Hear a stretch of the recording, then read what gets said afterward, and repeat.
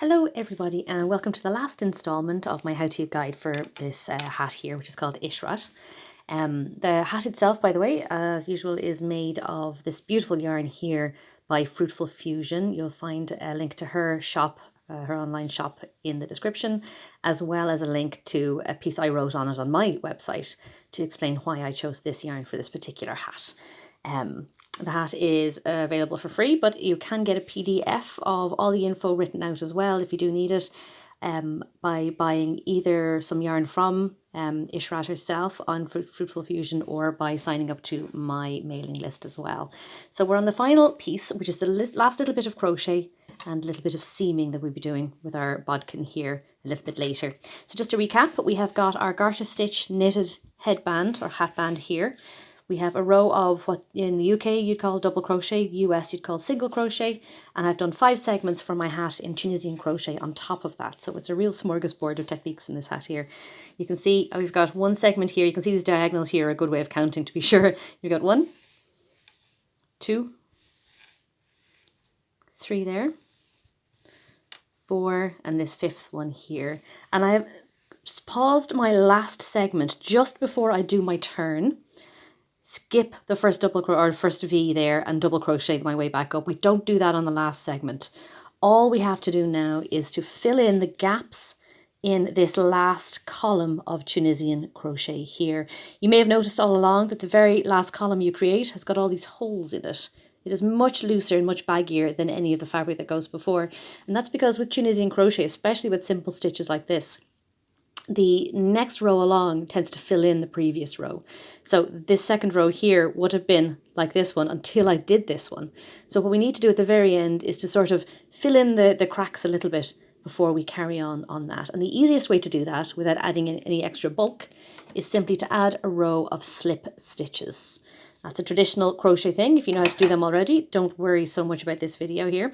But what we can do is to simply find the next line along, almost as if we are doing another column of Tunisian crochet, which you should be a dab hand at this stage. What I'm going to do is just slide in like so, yarn over and draw it back through, suspiciously like we've been doing before. But at this point, all you do is pull that yarn over through the other loop on your hook. Now keep it loose, because this won't have any stretch to it, and we do have a bit of stretch with our Tunisian. So do this with a light hand or a much bigger hook if you prefer, if you have difficulty keeping it loose. It's yarn over and draw through, give it all a bit of a wiggle, and pop through like so. So what you're essentially doing is you're what I like to term as inchworming. We're sort of sneaking along the top of our last column or across the, oh dear, I always do that. This is what happens when you're looking at the camera screen and not your actual work. There we go, that's better. There we go, sliding through, and then remember to go through the other one as well. So we're going to do this all the way down. And it is a slow enough process because we're trying to keep it loose. And I tend to find if I go a bit faster, I tend to tighten up as well on this. So we'll just do this the whole way down. And you will notice behind yourself there, see how much more solid that is? Because we filled in the gaps with our slip stitches. Compared to there, we have a nice solid piece of fabric without adding too much bulk. If you use a double crochet, for instance, it's a little bit more of an involved stitch. It's a bit bigger. There's some more yarn overs and pull throughs involved in that. So it does build up a little bit more and adds a bit more density to your edge. And since this is going to be hidden inside the seam, you don't want a big lump against your head. So I find that the loosest stitch you can do and the lightest stitch you can do is better. It's simply just to fill in the gaps so you don't have this weirdly loose, weak looking piece of fabric at the back of your head when you put your hat on. Luckily, of course, this seam is going to be hidden by the bit of slouch that we have going on, so you won't see too much of it. But on the off chance that somebody wants to see your hat, it's always nice to have your finishing techniques up to date, isn't it? There we go, okay. Second last line here. And the last one. Now, okay, so we should have one space left there, and I'm simply going to pop into that, as we have been doing with all of our crochet. It's just the very last double crochet on our hatband. I'm going to yarn over and create another slip stitch in there. This one I'm going to pull tight though. If you hold on to the loop on your hook, if you hold on to this, don't pull the yarn coming out of your ball. That's not going to do anything for you. But a little Irish crochet lace trick here for hiding stitches you don't want to work into. If you hold on to this loop and you just pull both sides, just pull it up, it'll tighten that slip stitch up and make it way smaller. You can see there, it's tiny compared to the ones underneath it. We're not going to sew into that at all. That is nice and tight there. It's not going anywhere. We are going to trim our yarn and then bind off. So all we have to do to bind off a crochet, very similar to knitting, is to yarn over, pull through, and then just draw that loop through until it comes out. Give it a tug, tighten that up, and sew that end in. Now, we have finished off here. Ordinarily, I would end a piece like this with a very long tail and sew my piece up, but I'm actually not in the right spot for that. I should be down here so I can do the entire seam in one go. So what I'm going to do instead is I'm going to attach some yarn here and then show you how to do the sewing all the way up. We'll ignore this in the meantime. We'll pop it on the inside of the hat, but I'll sew that in later. Oh, sorry, bang the camera. There we go. So I'm going to take more yarn here. I like to do about a meter's worth. Don't do any more because unless you can literally pull your arm straight to tighten it, it's too much yarn to be using for any one seam. There we go. Okay, and I'm going to show you a little magic trick here as well. This is a knot that my mum taught me. And oddly enough, she taught me one way. I learned it a different way and it's become super useful since. So all you do to start with is give your finger a little bit of a lick so it's a little bit more damp there. Give yourself a reasonable tail. Wrap like so. And then roll that up your hand. And you can see it's actually kind of creating a little bit of a, almost like a Christmas garland effect. You can see it's rolled around itself like so. I've got the center of the twist is here. That's my tail, and this here is my ball, or the actual yarn I'm going to sew with. So what I'm going to do is I'm going to pinch right in front, hold all that in there, and simply pull this tail. And when I do, it gathers everything up and creates a knot. Mad messy knot, but the beauty of it is that if I pull the tail, or pull the sewing end from here, it doesn't undo. If I pull this tail, that will all undo. So it's a great temporary knot to use, especially since it's nice and big. It won't come falling out of your fabric when we do sew it in. So what we're going to do now is have a look at our seam, pull everything else out of the way. And we have a few different techniques we're going to use for this. We have a nice seamless mattress stitch that I'm going to use for the garter stitch here. And then I'm going to show you how to do an almost seamless stitch for your Tunisian here as well. So with this on its side, I tend to split both my pieces of my seam with my finger in the middle. Again, this is a trick Mammy told me. Means you can actually control both separately. I would never hold them together to try and sew through both. You don't see enough to make sure it's neat with that. But if you put your finger between the two, you actually get a much better view of exactly what you're working with. So I am going to pop my needle down several of these nice little bubbly bumps here and through the very edge of my work. That twofold. Once it means you're already sewn in a little bit, and it also means that tail isn't going to get in your way. And from this point on, it is simply a matter of examining your work and seeing where best to sew in. So on this side of the work, I'm going to be going into the V's because that's my cast off side of my garter stitch. On this side, it's my cast on stitch. That's cast on side. It's a little more difficult to see what's going on the edge there. So I use the first row of visible bumps along the edge here. I'll just show you where I'm going to be going in. It's these guys here that I'm going to be using as this side of my sewing. So whichever ones are the easiest for you to catch on to really at that point, that's what I'm going to be working into on this side. So I take my first V here on this side here, always go from the middle out on this, on both sides. Always start where your index finger is. So I go from the middle out like so on that. I thread all that through. And then I find the first little bubbly bump on this side. And again from the middle out, so the needle is always pointing away from your index finger. And I go back through here, like that. And I go back through this side here again. So essentially what I'm creating is a figure of 8 shape. You can kind of see it. There's one side of it there, there's the other side there. It's almost like lacing a shoe. You're going in from the centre and outwards. And give that a bit of a tug every now and then just to tighten it up. And because this stitch is a little bit textured, it's not just your straight top stitch or something like that. It hides better with the garter stitch bubbly bits. It also works really well, by the way, on the side of a piece of double crochet if that's what you're trying to seam seamlessly. If you use this on the side of a piece of double crochet, it will blend in way, way better with your fabric than a top stitch, which would just, to me, just kind of looks like, you know, you've come out of surgery and you just have these stitches keeping your fabric together. There we go. So we keep going along. And this is a stitch which, I've heard a few names. I call it the infinity stitch because it's got an infinity symbol on it and I could just do it forever. I think it's very soothing once you get a bit of rhythm going. But unfortunately with this, you only really get a rhythm going at a point where you end up without any fabric left, which is pretty much now. I'm almost done. It's my last V there. And you're always a bubbly bit on this side short because your cast on takes an extra loop. So what I'm going to do is I'm going to bang in just here, wherever it feels natural on this side to go next, just to keep that nice and even. And that there is the garter stitch nicely seamed up. And again, the infinity stitch, because it takes a little more stitching, a little more fabric, it actually stretches nicely. So you don't end up with a grumpy, mean seam on that at all. That's a nice, living, moving headband there. So, okay, once again, I'm going to keep infinity stitching. I'm going to travel up a little bit until I'm at a point where I am very close to my lines on my Tunisian crochet. My last one, I'm just going to wedge in underneath there, like so. And at this point, we are going to take a different tack entirely because the Tunisian stitch, we don't actually want to use a busy seaming stitch for this. What we want to do instead is to hide in plain sight and ensure that the lines on this side and the lines on that side match up nice and smoothly together. So to do that, all we have to do is take a look on the right side here for me. If you're left-handed, you're probably going to be over the other side here. You're going to pop in like so, underneath the one on the right. Oh, let's come out, let's go in again.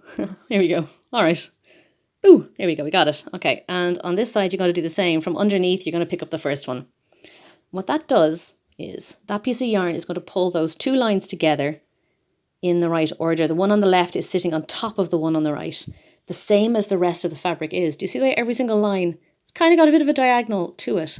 The right side of it is over the next one down. So that's what we're trying to do a bit of a facsimile of.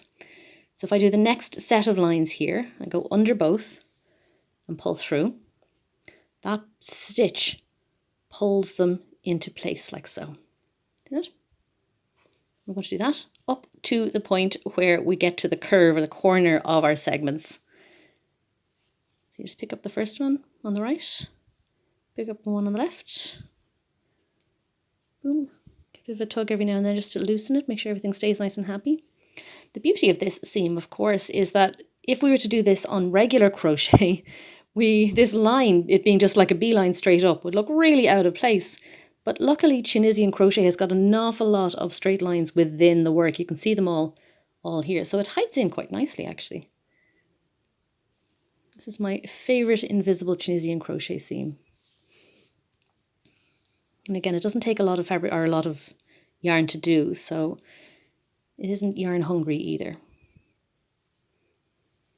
There we go. Give it a nice pull just to ensure everything has got some manners on it, and then let it all relax a little bit. I mean, you can't do much better than that. That is lovely and smooth there on that. So we'll continue up here.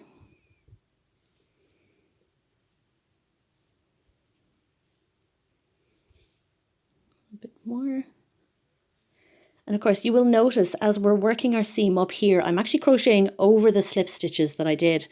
But luckily, because I have filled in that last column of Tunisian crochet, this looks just the same as this side here. If we hadn't done those slip stitches, this would be extremely loose and would actually look quite strained when you're trying to stitch it because it'll have absolutely no innards to it, I suppose. It would stretch and it would pull and it would look very weak in comparison to the rest of the fabric. So those slip stitches do an awful lot for the little stitches that they are. They're very, very handy. There we go, almost at the point here. Another little tug, another little stretch. That tug and stretch, by the way, is extremely handy. It's extremely useful because when you're stitching, you can't be sure that your tension is going to be exact every time. I've got very loose tension on this here, and you can see my stitches zigzagging. Or it could be extremely tight and I could end up with something that actually buckles, and then that's a grumpy bit of your fabric of your hat and it won't sit right. So if you give it a bit of a pull and then you give it a bit of a stretch, it just ensures that the whole thing is consistent to start with. and that it is the right tension. You can correct it very easily. Okay, I've got two left here. That's the second last one. And the last one here within the fabric is there. That squiggly one. Bingo. Okay, so we now have got more lines on this side, but we've got our V's on top of this side here. We don't have any lines to correspond with our work here. So we're just going to pick up the V's instead. It creates a lovely smooth piece of seaming. So if you're unsure where to go on this particular corner, look at the last line you used on this side and just find the V that's sitting on top of it. It's right here. So I'm going to again go from the inside. Oh no, what am I doing? Yeah, sorry guys. Go through and through like so. Okay, get that pulled in there nice and tight.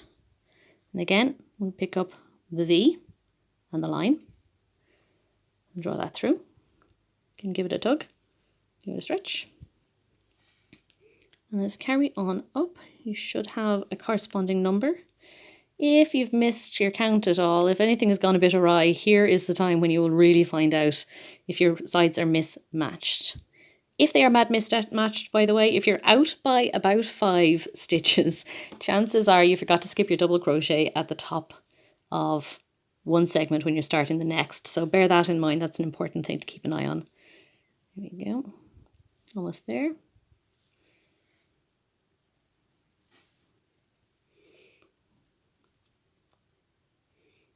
Bear in mind as well that it's every line. Don't use this. We're not doubling up like that. Use this one for one. And the next one as the next one. Otherwise you will end up off by one. So there. It's extremely difficult to seam and hold something in place and then hold it for the camera. It's a whole nother skill I'm going to have to learn. Here we go. So almost there. So scrunch all this up and hold it. This V. This line and there, and I may as well go in there just to finish it off.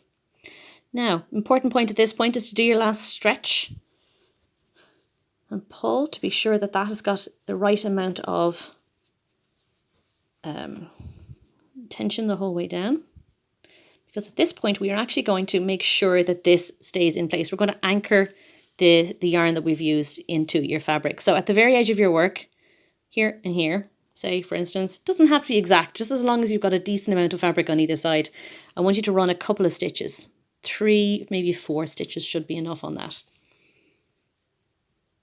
The reason for this is twofold. What you're doing is you're making darn sure that when you thread this yarn around the outside and close it like a drawstring bag, that when you pull, you're not going to be putting tension on the rest of your seam. And secondly, it gives you somewhere to stitch into on the inside of your hat later. So there you go. Okay, I've got around 3 or 4 stitches there. You can see them nice and visible there. Hopefully we'll be able to see them very similarly on the inside of our hat in a bit. And at this stage, it's just a question of pulling tight to make sure that this hole disappears here. So all you have to do is pop your needle in at regular intervals around the outside. 2, 3, 4. Back into the first one again. And then when you pull this tight, similar to the top of a drawstring bag, it'll pull in nice and tight there. There we go. It's quite neat up there. So first of all, we're going to just admire the crown. Isn't that just lovely? It's like a little windmill. Then on the inside, just going to pop your needle through, swing your hat around, have a look at the center again, and locate those stitches. Oh, will she know? Oh, they're there. Okay, cool. Right. So there's your stitches. See them there on the inside? So just thread your needle through those. Just like that. And then work it down any of the inside stitches. I like using these little V's here. Now, the reasoning for this is several-fold. Firstly, you want to make sure that this yarn isn't cut too close to the actual securing work. And secondly, if everything does start to undo, it's nice to have this extra little bit of yarn on the inside of your hat that you have enough to kind of thread a needle and turn the needle to re-sew. So it's kind of making sure, first of all, that it stays secure, and then also making sure that if it doesn't stay secure, at least you can settle it again. You've given yourself a little bit of a lifeboat on that. So once you've stitched that down a bit, trim, turn your hat inside out, and you are good to go. Now, okay, so the other side, my disappearing, reappearing knot, is this guy here. Once I pull this tail, oh God, I hope this works now after 20 minutes of filming. Once I pull this tail, it pops out, just like that. And then you thread that in separately, nice and secure itself, and you have got a completely knotless piece of crochet. And that there is your Ishrat hat complete. I hope you do give it a go. Let me know in the comments below how you get on over on Instagram or over on my website as well, yarntowers.com. Pop over to fruitfulfusion.co.uk for her yarn choices and for the PDF of this particular pattern as well. Thank you so much for watching, everybody. I hope you enjoyed your Tunisian crochet experience. Talk to you all soon.